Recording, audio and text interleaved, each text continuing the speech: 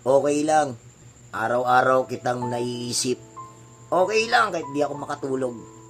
Okay lang kahit maraming gumugulo sa isip ko. Okay lang kahit nahihirapan akong tanggapin.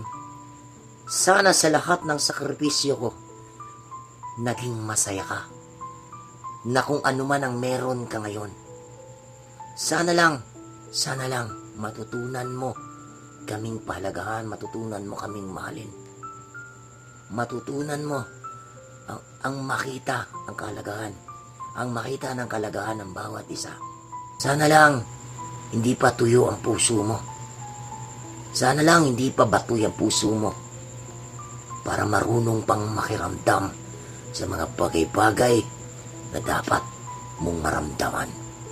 Kasi kung bato na ang puso mo para sa mga lahat, wala tayong magagawa dyan. Ikaw yan.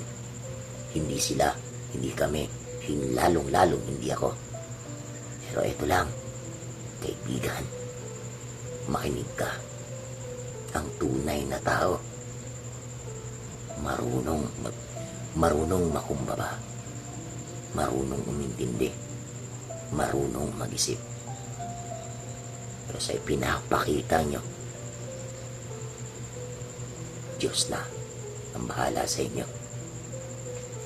Ang importante sa buhay, wala kang inaapakan, maliit, malaki, or kahit sino man.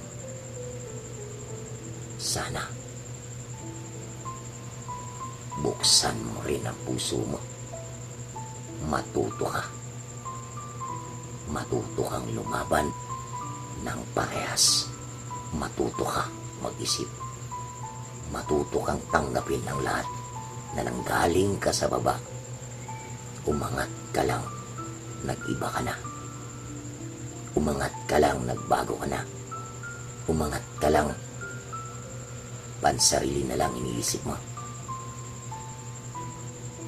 Matatapos ang lahat. Kahit sino ka man, kahit gaano mo pa kayaman, matatapos ang lahat. Doon tayo magkikita sa kabilang buhay. Doon tayo magtanungan kung sino ngayon ang nagpakatao o gusto magpakatao o nagpapakatao. Yun ang pag-uugali na hindi tayo parehas. Matakot ka sa lahat ng desisyon mo dahil babalikan ka balang araw.